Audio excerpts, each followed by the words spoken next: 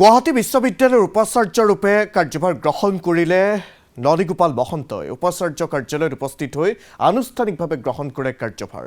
বিশ্ববিদ্যালয়ৰ পঞ্জীয়ক অধ্যাপক অধ্যাপিকা কৰ্মচাৰীয়ে জনালে উষ্ম আদৰণি। 30 জুলাইত ৰাজভৱনত শপত গ্ৰহণ কৰিছিল অধ্যাপক ডক্টৰ ননীগোপাল মহন্তই।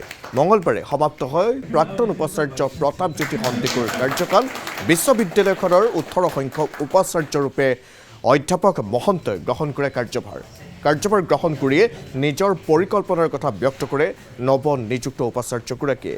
দেশৰ শীৰ্ষ 10খন ৰাজ্যিক বিশ্ববিদ্যালয়ৰ ভিতৰত গুৱাহাটী বিশ্ববিদ্যালয়ক অন্তৰ্ভুক্ত কৰাৰ পৰিকল্পনা। পৰীক্ষা ফলাফলকে ধৰি বিভিন্ন সমস্যা দূৰ কৰাৰ কথাও সদৰি কৰিলে ডক্টৰ ননীগোপাল মহন্তই। জয় জয়তে মই গুৱাহাটী বিশ্ববিদ্যালয়ৰ প্ৰাক্তন যিসকল আমাৰ উপাচাৰ্য আৰু যিসকলৰ অতি ঐতিহাসিক ভূমিকাৰ বাবে গুৱাহাটী বিশ্ববিদ্যালয় স্থাপন হ'ল, সেই সকলো মাননীয় শিক্ষাবিদ, উপাচাৰ্য, প্ৰশাসক, ছাত্ৰ ছাত্ৰী, শিক্ষক, শিক্ষয়িত্ৰী, কৰ্মচাৰী সকলোকে মই ধন্যবাদ জনাইছোঁ, কৃতজ্ঞতা জনাইছোঁ যে তেখেতসকলৰ এই অনবদ্য অৱদানৰ ফলশ্ৰুতিতে অসমীয়া ৰাইজৰ হিয়াৰ আমঠু গুৱাহাটী বিশ্ববিদ্যালয়ৰ জন্ম হৈছিল 1947 চনতে।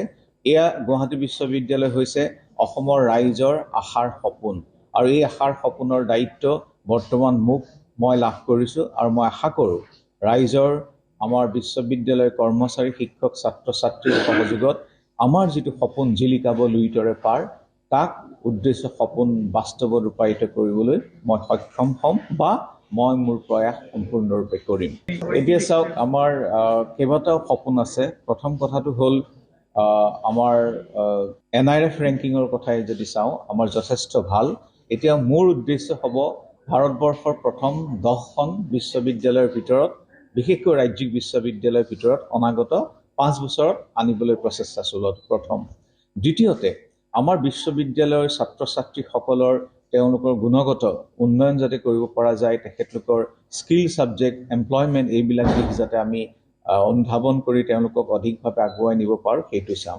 তাৰ লগতে আমাৰ কেইটামান দিশ আছে, যেনে পৰীক্ষালৈ কিছুমান দুই এটা বেমেজালিৰ কথা নথকা নহয়, মই স্বীকাৰ কৰিছোঁ। সময়মতে পৰীক্ষা নিদিয়ে, কাৰণ আমাৰ অতি বৃহৎ বিশ্ববিদ্যালয়, আমাৰ প্ৰায় 340খনমান মহাবিদ্যালয় আছে। গতিকে তেওঁলোকৰ শিক্ষক শিক্ষয়িত্ৰী, ছাত্ৰ ছাত্ৰী প্ৰায় 7 লাখমান হ'বগৈ।